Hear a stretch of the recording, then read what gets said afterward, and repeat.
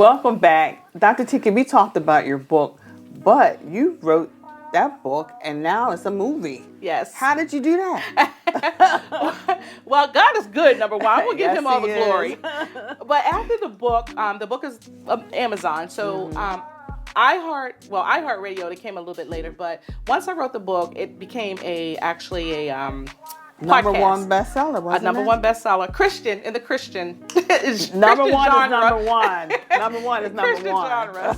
That's true. Okay.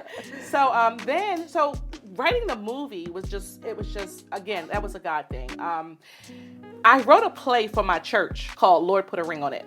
So we would have our little practices and things like that. But with church folks, yeah, they don't want to come to rehearsal. They don't want to show up. I was in the church play. Were you? So believe me, I know. Did you guys show up for every rehearsal? I was frustrated. Right, because people don't Half show people up. didn't show up. It was time to film. It was like, oh my God. But that's a whole nother story. So you feel my pain. You feel my Yes. pain. So we having rehearsals and things. People wasn't coming to rehearsal. Woo. So finally I said, after week number 3, forget it. It's off. I'm not doing this. That's done. So I didn't do it. But there was this one guy who was in the play. And every week he would say, come on, Dr. Tikki, let's just do it again. Let's do it again. I'm like, nope, not doing it. He got on me for 3 years. Can you please? Every Sunday. He wanted to do this 3 years. I kid you not. So after about 2.5 years, I go home and I pray, praying every day anyway. And God said to me, he said, you're not going to do a play. You're going to write a movie. It's going to be a movie. And I'm like, Lord, I know your voice. but I'm like, I'm opening one eye and I'm like, but Lord, is that you? I don't know anything about filmmaking. That's not what I do. Mm-hmm. So I heard him again. He says, you're going to write a movie. He said, go back and write some more. So when I wrote the script, I went to my church and I said, hey, I'm going to do a movie. So I'm telling the guy that does our media at church, I said, listen, I want you to be the cameraman. You control all that stuff because I don't know anything about that. Right. And he's like, okay, let me know.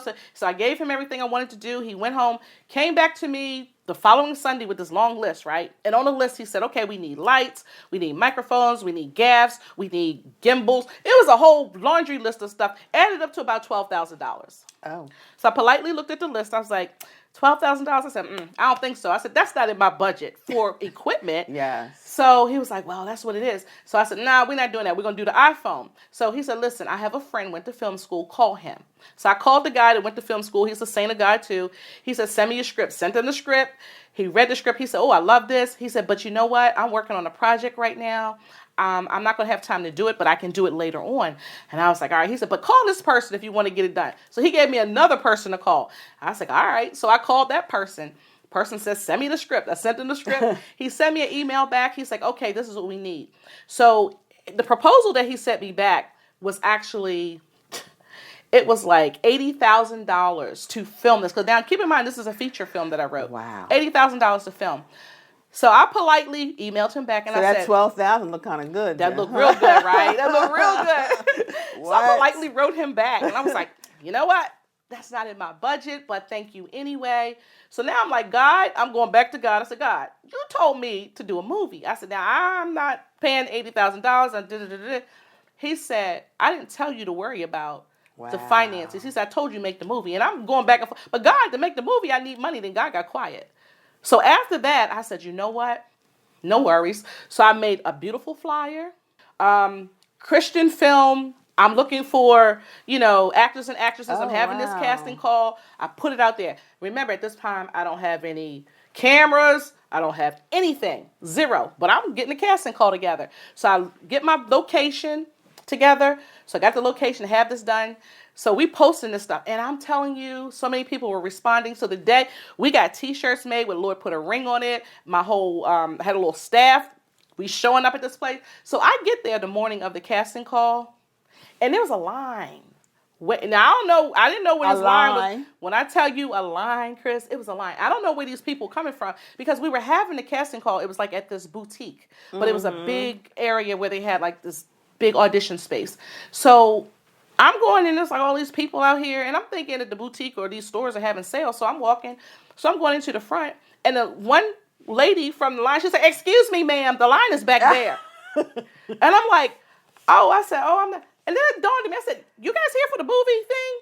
And they were like, yeah, but the line is back there. And I was like, oh, okay. I said, oh, well, I'm the director. So I go in right. When I tell you the line was back so far, you couldn't even see, wrapped around. Oh, my God. And Kris, I'm telling you, the casting call was supposed to be from 12 to 4. We didn't get out of there until like after 9:30. It was so, and people were still coming. New York. They came from everywhere. That's just showing you God. No camera. Wow. No nothing but a script. But now none of these people know any of that. They don't know. They just know they hear audition. So we did the audition, got all the people.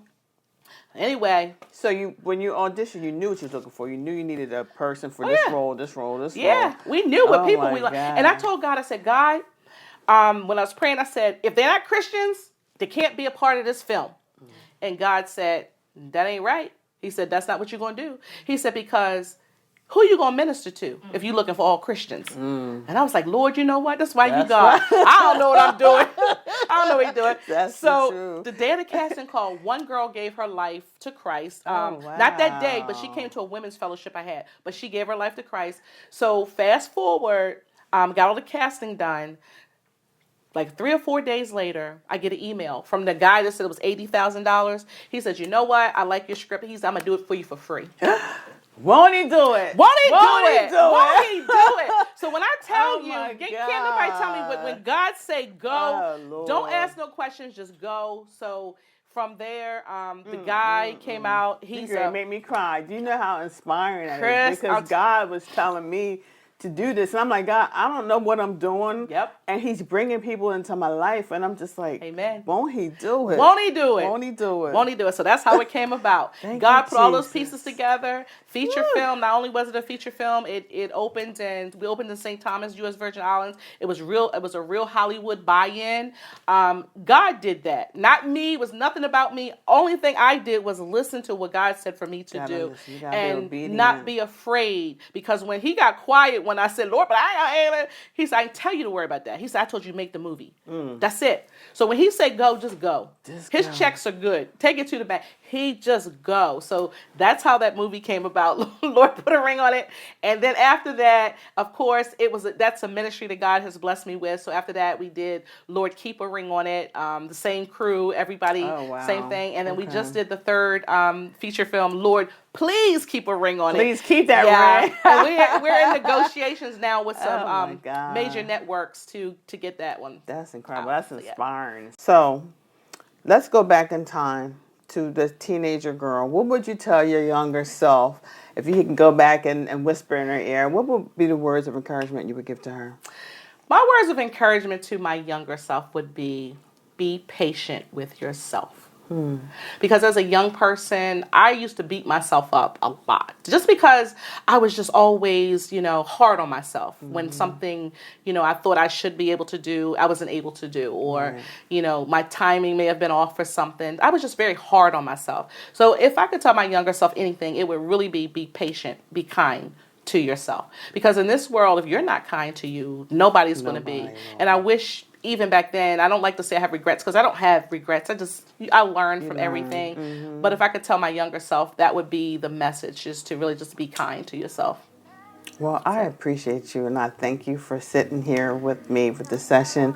You gave me a lot of things to think about, a lot of things to be grateful for, and listening to God. So I thank you so much. And it's good to see you. You look fabulous. I knew where I was coming. I had to be fabulous because the fabulous host here. And the privilege is all mine. It's just so very refreshing to see you doing your thing. You are a boss lady. You are a boss. So I am just very blessed to be able to be here, with you and your vision, and I'm overwhelmed just to see what God is doing in your life. Yeah, thank you so much. Absolutely. Love you. I love you too. Stay tuned for more Let's Talk.